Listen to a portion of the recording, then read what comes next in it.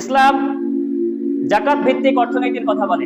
ইসলামের অর্থনৈতিক ফাউন্ডেশনটা আসলে কি রকম একটু চিন্তা করুন। যেখানে সমাজের যে অর্থনৈতিক ব্যবস্থা, সেখানে সুদ ভিত্তিক অর্থনৈতিক ব্যবস্থাকে ডমিনেট করা হয়েছে। সেখানে কেউ একেবারে উঠতে উঠতে পাঁচতলায় যাবে, আর কেউ নিচে নামতে নামতে গাছতলায় আসবে। এটা হচ্ছে সুদ ভিত্তিক অর্থনৈতিক ব্যবস্থা। যে যারা ধনী তারা আরো ধনী হতে থাকবে, যারা গরিব তারা ঋণ নিয়ে নিয়ে আরো নিচে নামতে থাকবে। কিন্তু ইসলাম বলেছে জাকাত প্রদান করতে হবে। জাকাত ভিত্তিক অর্থনৈতিক ব্যবস্থার কথা বলেছে। আপনার অনেক মাল হয়েছে, এবার ছাঁটাই করেন, ছাঁটাই করে আপনি যারা অভাবী তাদের মধ্যে বন্টন করে দেন।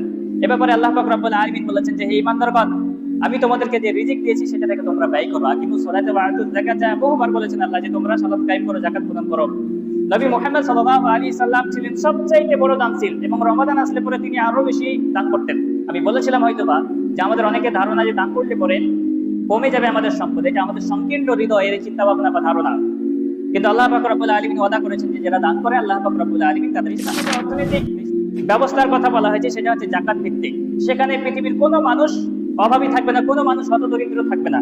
কিন্তু জাকাতের একটা সিস্টেম আছে। আপনার 20,000 টাকা জাকাত উঠেছে এই বছরে, আপনি প্রত্যেকটা ফকিরকে 10 টাকা 20 টাকা করে দিয়ে দিলেন। এভাবে জাকাত প্রদান করে মুসলিম উম্মার কোনো কল্যাণ হবে না। এভাবে জাকাত প্রদান করে মুসলিম উম্মাকে কখনো উন্নত করা যাবে না। জাকাতের একটা সিস্টেম আছে, সেটা হচ্ছে যে এক জায়গায় করতে হবে সবাইকে। আমাদের এই সিস্টেমটা আমরা ডমিনেট করতে পারিনি, যে জাকাত আমাদেরকে এক জায়গায় তুলতে হবে। ধানের জাকাত আছে, ধানের ওষুধ যেটাকে আপনারা বলেন, সেটাকে এক জায়গায় করতে হবে। এবং কোন একজন ব্যক্তি যদি অভাবী হয়, তাকে সবগুলো একজনকেই দিয়ে দিতে হবে। মনে করেন কাউকে একটা চায়ের দোকান করে দিলেন ছোটভাবে, 5,000 বা 10,000 দিয়ে, তার একটা কর্মসংস্থানের ব্যবস্থা করে দিলেন। এটা দিয়ে সে তার পরিবারটাকে সুন্দরভাবে চালাতে পারবে। মনে করেন কোন একজন মহিলা, সে অভাবী, তাকে একটা সেলাই মেশিনের ব্যবস্থা করে দিলেন। এটা দিয়ে সে তার নিজের কর্মসংস্থান করে দিতে পারবে। তো জাকাত আমাদেরকে এইভাবে প্রদান করতে হয়।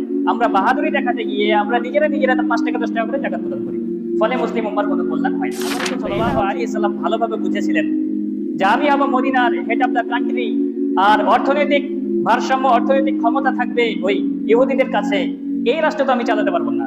তাই নবী মুহাম্মদ সাল্লাল্লাহু আলাইহি সাল্লাম কি করেছিলেন, যে মুজাহিদ যারা সাহাবী ছিল, যারা মক্কা থেকে মদিনায় গিয়েছিল, আনসার সাহাবী যারা মদিনা, তাদেরকে বলেছিল যে তোমাদের যে সম্পদ আছে সেটা 50-50 হয়ে যাবে। যারা মক্কা থেকে এসেছে তারা ব্যবসা বাণিজ্য ভালো বোঝে, তোমাদের যে সম্পদ আছে, যদি তোমাদের 10টা উট থাকে তাহলে পরে 4টা তোমরা মুজাহিদদেরকে দিয়ে দাও।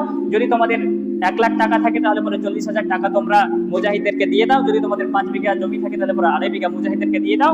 এভাবে তারা ব্যবসা বাণিজ্য করে অর্থনৈতিক কন্ট্রোলটা নেবে। আজকে এই উম্মাহকে সবাই লাথি মারে ফুটবলের মতো, এর অন্যতম কারণ হচ্ছে আমাদের হাতে অর্থনৈতিক কোনো কন্ট্রোল নাই।